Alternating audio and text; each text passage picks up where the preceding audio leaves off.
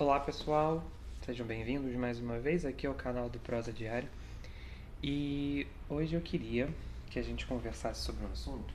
Anotei alguns tópicos aqui no caderninho pra gente poder conversar e eu não me esquecer. Eu estava montando esse vídeo aqui, essa aula para vocês hoje, e percebi era um tema, permaneceu o mesmo tema, mas eu percebi que ela é essa aula aqui, esse vídeo é uma introdução a este tema. E depois a gente vem, volta e conversa em uma outra oportunidade, em outro vídeo, melhor se aprofundando sobre esse assunto, tá bom? Uma frase que eu vi no livro do venerável Fulton Sheen me inspirou para a gente gravar esse vídeo, que ele diz o seguinte: bem-aventurado, feliz, né? Feliz aquele que consegue manter a constância de coração em meio a toda inconstância de sucesso. E aí isso me lembrou de falarmos, de conversarmos sobre a constância, né? O que é a constância? Só que essa frase ela aborda o sucesso, né? É interessante a gente também nos deter um pouco nesse assunto, né? E aí, acho que a primeira coisa que a gente pode pontuar e conversar sobre isso, né, sobre o sucesso, é justamente a sua instabilidade. A instabilidade que o sucesso do mundo nos garante, né? E o quão isso é vão, é passageiro, e a gente perceber essa dualidade, né, da constância com o sucesso, né? O sucesso ele é instável, ele é móvel, ele é flexível, ora vai, ora vem, não permanece, é incerto. E quando a gente fala de sucesso, a gente está falando de todo tipo de sucesso que a gente possa falar, né? O sucesso financeiro, o sucesso profissional, enfim, todas essas realidades. E a gente pode entender esse sucesso também como se dar bem, né? Os bens materiais, a fama, etc. Né? A boa vida, digamos assim, né? E parando para pensar sobre isso, a gente percebe aí, mais uma vez eu vou citar as redes sociais, a internet, mudaram um pouco a nossa percepção sobre o valor das coisas.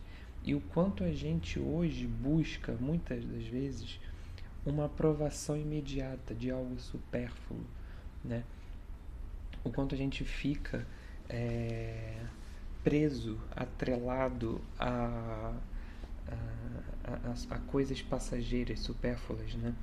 E, e principalmente, e é isso eu acho que acredito que seja unânime, muitos de vocês devem concordar comigo, o quanto as redes sociais fez com que a gente buscasse cada vez mais uma aprovação externa, a necessidade de uma aprovação externa, de sermos constantemente validados, confirmados, ratificados e necessários, né? Isso foi um mundo que a realidade, na verdade, que as redes sociais criou pra gente, né? Acabou nos deixando isso. E isso tudo tem a ver com esse sucesso. E eu vou chegar na constância, vocês vão entender por que esse background, por que esse contexto, para justamente simbolizar e marcar e deixar claro essa necessidade de aprovação que a gente tem hoje, essa instabilidade dessa aprovação e a instabilidade dos discursos do mundo, né? Sem contar os perigos que essa aprovação traz, né? Da comparação, enfim, a vaidade exagerada, a soberba, o orgulho, toda essa realidade permeada dessa questão do sucesso, né? Só que, se a gente for parar para pensar, Deus não nos chama para ter sucesso. Deus, em momento algum, promete em nenhuma página da Bíblia sucesso, mas nos chama a ser fiel. E aí o cenário começa a mudar, a realidade começa a ficar um pouco diferente, né? Deus não nos chama a ter sucesso, nos chama a ser fiel. Fiel ao que Ele ensina, fiel ao que Ele fala, fiel ao nosso propósito, à nossa vida integrada, né? E a fidelidade tem muito a ver com a constância, né? Porque e aqui eu acho que entra essa introdução à constância, ser fiel é permanecer. Ser fiel é, independente de qualquer coisa, continuar. E a constância é isso. E não quero gastar o tema constância aqui hoje. Como eu disse, vai ser uma introdução a esse tema. A gente pode depois, numa aula, falar mais com calma sobre a constância. A constância nos demanda essa fidelidade, essa permanência e essa nossa fidelidade, né? Essa fidelidade de permanecer, isso que é a constância. E, e a constância, ela vem como essa firmeza, né? Também, além de fidelidade, essa firmeza e uma firmeza interior. E esse coração firme, esse coração decidido, esse coração constante é a âncora da alma, né?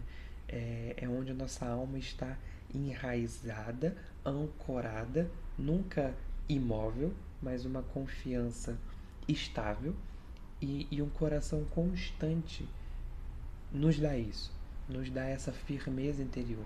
Quanto mais constantes sermos na vida interior, na vida de oração, na fidelidade a Deus, na fidelidade de cumprir aquilo que Ele nos quer para a nossa vida, na fidelidade de cumprir a nossa vocação fielmente, quanto mais constantes sermos, mais firmeza interior nós temos, mais propriedade e robustez interior a gente tem. Porque, pegando a ideia da vida interior, da oração, quanto mais constantes sermos na oração, mais Deus consegue trabalhar em nós.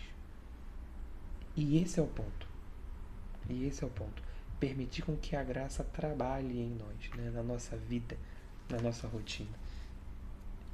E, e essa firmeza interior enraizada em Deus, né? E aí como que a gente pode, meus caros, eu acho que isso que é o mais importante, manter a constância no nosso dia a dia, no nosso ordinário, nas pequenas fidelidades do dia a dia, né? Eu acho que quando a gente cumpre bem o nosso dever de cada dia, com vontade, com com certeza, né? Com a certeza interior, com essa firmeza no dia a dia, nas pequenas coisas, essa constância nos ajuda a evoluir por dentro. A graça começa a trabalhar, a nossa vida interior começa a ser cultivada, porque é aí que se prova a verdadeira constância. Se eu não me engano, Santa Teresa, qual Teresa? Se eu não me engano, a Teresinha do Menino Jesus disse que se a gente não com essas palavras, mas essa é a comparação. Muitos dizem que estão dispostos a morrer a golpes de espada, mas ninguém está disposto a morrer a golpes de alfinete, né? Às vezes a gente almeja algo grande. Eu lembro muito do adolescente falando de se entregar a Deus, de dar a vida pela igreja, etc, etc. Gastar a minha vida com coisas grandes, enormes, mas errava nas miudezas, pecava nas pequenezes, né? Nas pequenez. No pouco eu não era fiel, como diz a Sagrada Escritura. Se eu sou fiel no pouco, Ele me confiará muito mais.